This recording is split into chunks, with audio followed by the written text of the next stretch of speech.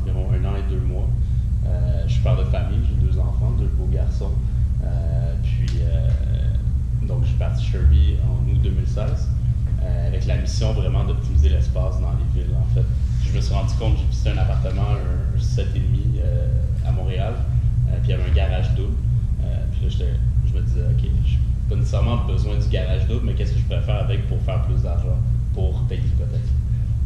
Donc, j'ai commencé à penser à Airbnb. Puis là, je me suis dit peut-être qu'il n'y a personne qui voudrait dormir dans mon garage. Donc, j'ai commencé à penser à l'entreposage. Puis là, j'ai fait des recherches, une petite étude de marché. Puis je me suis rendu compte, en fait, qu'il y avait même 3 problèmes majeurs de l'entreposage traditionnel en ce moment. Le premier, c'est le prix. C'est extrêmement cher, louer un entrepôt. Ensuite de ça, la géolocalisation, c'est très mal situé, en fait. Donc, c'est souvent près des autoroutes, puis c'est difficile d'accès. Puis le troisième problème, en fait, c'est que tu rentres là-dedans, puis tu as l'impression que tu rentres dans une prison. Donc, la qualité du service aussi est très mauvaise. Donc, c'est pour cette raison-là que justement, j'ai décidé de me lancer. J'ai vu une opportunité dans le marché, puis j'ai toujours eu un peu la fibre entrepreneuriale, là, si on veut. Au primaire, quand j'avais 8 ans, genre, à un moment donné, je viens de Montréal-Nord, puis j'étais un des seuls, c'est un quartier assez défavorisé, puis j'étais un des seuls avec une imprimante couleur. Puis c'était la folie Pokémon, genre, mais la première folie Pokémon. Puis j'imprimais des feuilles, des Pokémon en couleur, puis je les vendais 1,50 à tout le monde, genre, puis j'avais ramassé comme 1 000 $ dans un sac à crayon. Puis c'est ça, donc j'ai toujours eu un peu la fibre, mais c'est le gap dans le marché, si on veut, que j'ai remarqué que c'est un énorme marché, l'entreposage, puis il y a beaucoup de problèmes, en fait. Donc, c'est pour ça que, justement, j'ai décidé de me lancer dans ce marché-là. C'est un mix de tout, en fait. C'est vraiment c'est un mix de la qualité justement du leader, la qualité de l'équipe, du produit, du modèle d'affaires, les résultats constants. Donc, c'est un mix de tout ça. L'équipe, les gestionnaires en place, leur expérience, la qualité du produit, l'opportunité dans le marché. Je dirais le succès, c'est d'aider le maximum de personnes possible à travers l'entreprise. C'est sûr d'avoir un certain succès financier.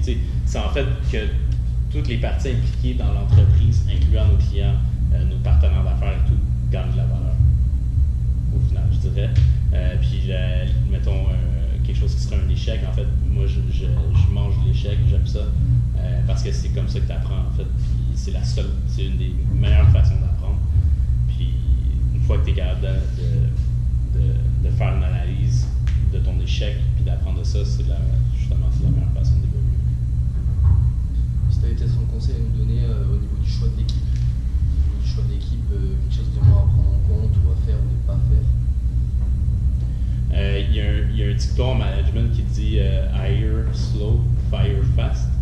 Donc, prendre son temps pour trouver la bonne personne pour le bon poste, surtout pour une startup. Les 10 premiers sont des éléments clés qui peuvent make or break une startup. Donc, extrêmement important de bien sélectionner du monde qui ont aussi faim que toi, qui veulent investir 80 heures semaine, qui vont rêver à l'entreprise, qui vont la traiter comme si c'était la leur.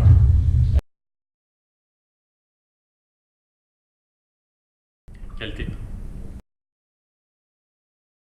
Maximiser le revenu. Improvisation. Long terme. Contenu. Analyse. Non. Inventer. Réinventer. Ouais. Je connais pas le mot vacances. Steve Gates. Uber. Riscophil. HSC.